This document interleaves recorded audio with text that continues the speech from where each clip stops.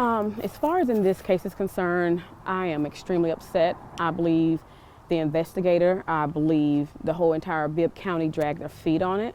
I don't believe justice was done for my daughter. I don't believe there was an attempt to bring justice to my daughter, for my daughter, let me say that. As far as in, I know my husband, you know, there is an open investigation, so we're limited to what we can say, but I did receive a telephone call from the investigator stating that that he confessed.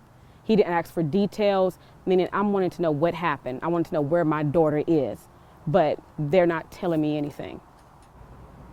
Based off the conversations from him calling, he did it. I mean, I wish I could elaborate more, because here's my issue that I'm having. The mother in me wants to spill the beans and tell you all everything from A to Z that's going on. But if I say anything more, we're tampering with their evidence and people can walk free. And so that's what I'm up against right now. The reason why we're doing this interview today is because I just want the word out. I feel like Bibb County failed me. They failed my daughter because they're doing nothing. No one's trying to search. I know you can't do an Amber alert, but you could have did some type of alert. Could have sent some type of search party out. You could have tracked her phone. He has warrants. You could have picked him up. You could have picked him up a month ago, and she would be here today. I'll tell you what a neighbor told me. Where he lives, New Street. A neighbor, because my number is plastered all over Facebook, because I was looking for help because they weren't doing anything. Someone called, one of the neighbors called my telephone, and she stated Monday night she saw somebody, a guy, and I can't give a description, a guy getting rid of items by a dumpster. Also, the guy had a car, and they saw somebody laying across the back seat, and looks like they were just wrapped up in a blanket. She said it initially looked like a body to her, but she didn't know. She said that she was older and she stays up at night, so she didn't want to make too much of it because people lay down in the back seat all the time and go to sleep. But then the very next day when she saw the police cleaning out the dumpster and bringing stuff from that complex, she said she knew she was right when she said she saw a body. As far as in where would they take her, I have no idea. That was on Monday? No, she was stating on Monday, that's when my daughter went missing, but she said Monday night, she did witness that. And then Tuesday, the cops were... Not Tuesday, I'm gonna say maybe Wednesday. I don't wanna get my days mixed up, but Tuesday is when we realized, and Tuesday is when I called the police and me and my husband went searching, so maybe around Wednesday. Got you. So what do you hope to have happen over the next couple of days? They find my daughter. That's what I want. Preferably alive. But if not, I just want to know where she is. I want to be able to see my child. I believe a better job could have been done. When I called the investigator and asked for updates, his approach should have been different, more than we're working on it, we're investigating. I'm hurting. And all you're doing is you're asking me half sentences. Where does her father live? What was she doing? I mean, when the last text message? It's nothing as far as when I'm asking, have you tracked her phone yet? Oh, we're working on it. We're working on it. We just can't do it. When you did supposedly track it, the only reason why we found that because someone from the crisis center called and said that she was talking to some people and she believed they have tracked her phone. And when we're asking, well, are you all going to search? Well, we're going to send people out now. And we're asking, well, where did you track her phone? They would never say. But then when he spoke to my daughter, he did say, well, he know what made me suspicious when he called me. He stated, does she know anybody who lives over in the Macon Mall area? And I said, yes, her father. He asked me for the address for like the 4th time. So I'm like, well, why is he asking me for the address when I've put that in a report? I've said that at least 4 or 5 times. I've given you his address. So that makes me feel like, okay, so maybe her phone did go off. They tracked it to her last location was in that area. So we went searching over there for a 3rd time, but still no answers. I don't know what rights you're violating. I'm her mother. If you tracked her phone and her last location was here, tell me. You don't have to go look anymore because I'm tired of asking. We'll continue to look. Maybe we missed a stone. Maybe we missed a branch or a leaf, because when I say we turned everything over, we couldn't find anything. No clothes, no phone, nothing. So, and we're in dumpsters, literally in dumpsters. This is not, and when I say I have a search party, it's my family. You know, we're up from sun up to sundown, we're looking. even still, we're not looking today, but come tomorrow, the search is going to be again. So at this point, we're searching blind because we don't know where to look. Do you think they're capable of hiding a body? Either Reggie, his brother, the girlfriend, anybody? I do. Yes. I really do. Who? I mean, I believe that they all are. I mean, because, I can't say that I don't want to speak about the girlfriend. I don't. Brother? The brothers, not just one, brothers. Yes, I do. Because, yeah, they're men. They're strong. My daughter wasn't a big girl. She was, I'm not gonna say she wasn't petite, but she's small. It's not going to take much to pick her up. And at this point, yeah, I do. It's dark. No one's paying attention. Where he lives at, they say there's surveillance, there's cameras, but the cameras don't work. Think about using ShotSpotter to figure out where shots were fired in location to any of the places Reggie is associated with, or No. where she would have been dropped off. No. And at this point, honestly, somebody suggested maybe we should ride to Alabama and look. Maybe we should drive along the highway and look. Now I think that's what we're going to do next. We're just going to make a trail and start making our way to Alabama because he has family there. Who's to say, after it happened, they drove to Alabama and disposed of her body because, hey, who's going to look there? Bibb County is not. There would be cleanups, Oh, yes. Yes, there are cleanups. He texted somebody who shared the screenshot. He was asking for what really made me suspect him that Tuesday, or it could have been Wednesday, because I was trying to give him a chance because at one point I believe he loved her and he still acts like he loves her. He said, I need trash bags and bleach. Let me tell you something about the guy that I once loved as a son. He's not cleaning up anything. The apartment was dirty. He had his apartment, my daughter has her own apartment. He's not cleaning up anything. So for him to say he needs trash bags and bleach, and I told the police this, to me that's okay, well let's go check this out. Nothing. Who did he ask that to? He asked his girlfriend. That I feel comfortable with saying because it's in text messages. That can be proven. Even if they have his phone. Who sent you the screenshots? I want to say she sent them to my daughter, and he sent screenshots as well because he was trying to defend himself. As a matter of fact, She sent them to your phone? no, to my daughter, because honestly, they were going back and forth trying to figure out what happened. And she told us what he was telling her. And it's back and forth. So the way it happened is I was on the telephone with him. And matter of fact, I said, you know what? Your girlfriend is making you look guilty. And he was like, well, no. He was like, I know, man. I don't care. Then he texted me a message. He said, I didn't even tell him what was said. Because at her job, there was a conversation, and I happened to have a relative in the store doing some shopping for her job. They were having a little Halloween party, and she overheard it.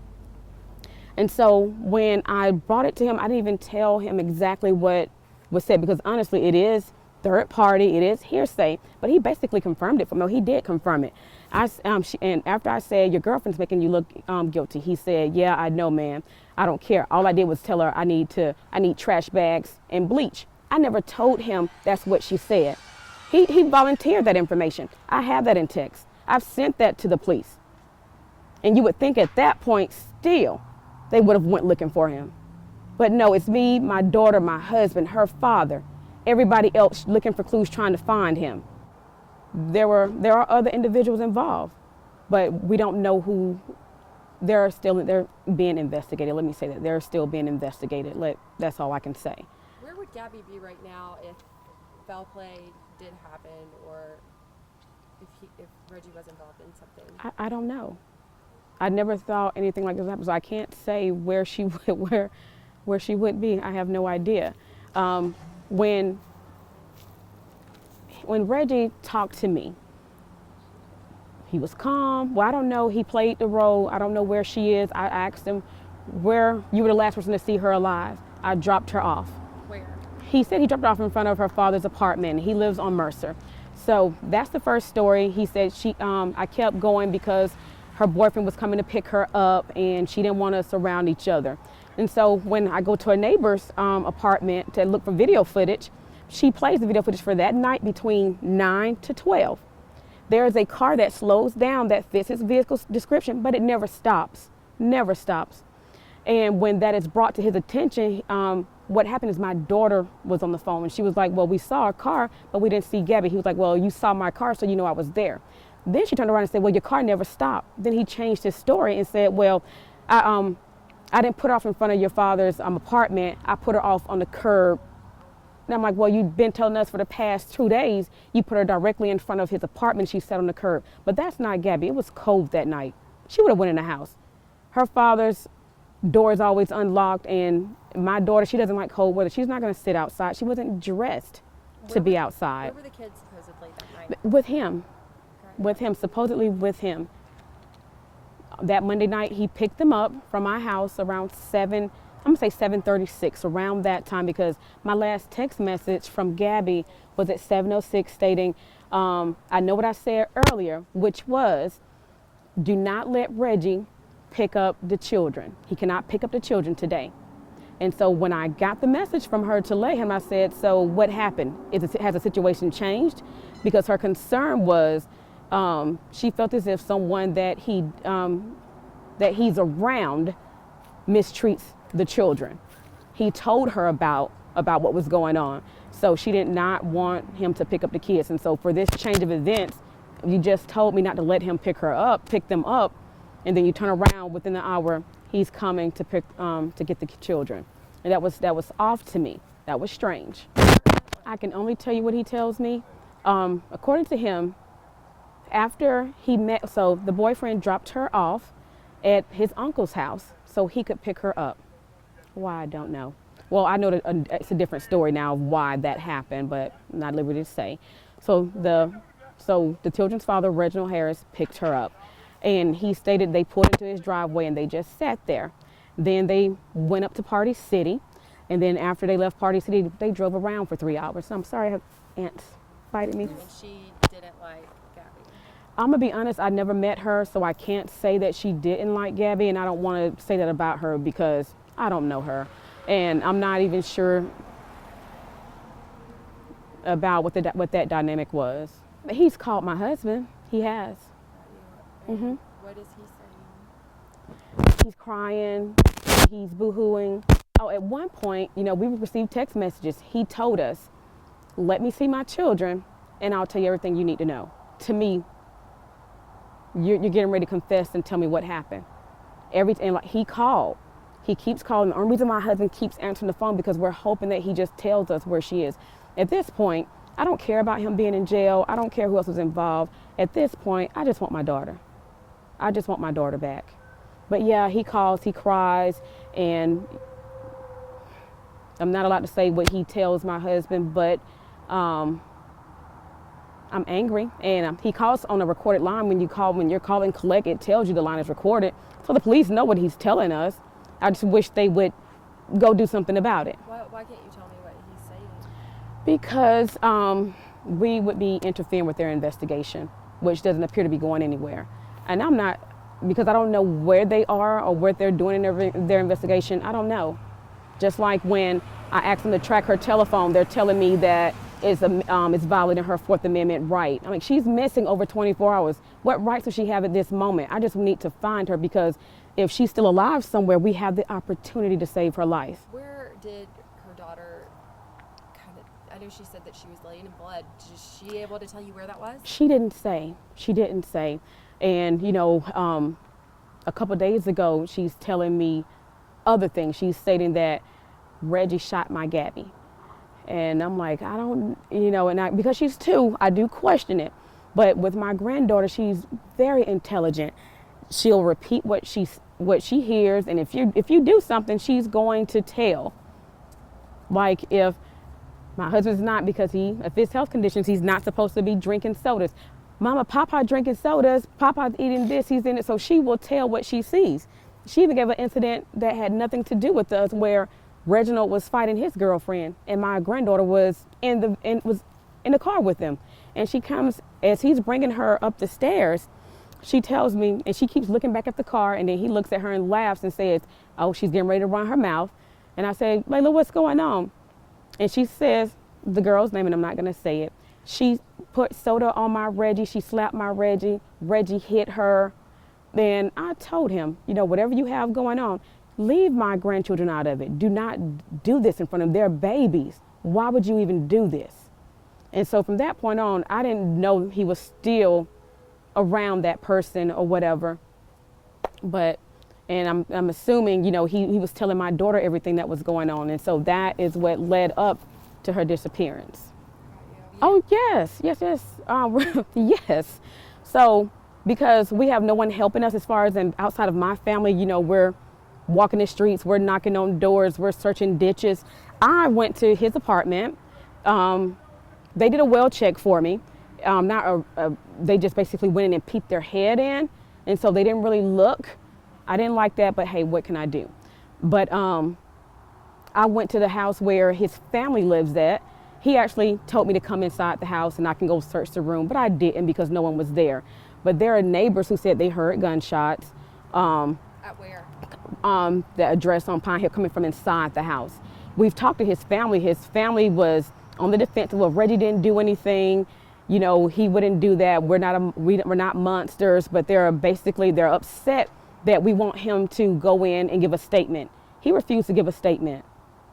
And then what's going on is that we're talking to him, he's talking to his family. We're telling, please, if you didn't do anything, if you weren't involved, give a statement. And every time he says he's going to give a statement, his family discourages him. When he called my husband, which he should never have done, I wouldn't help him out, called his family because his family would not accept his charges, but he's accepting his charges.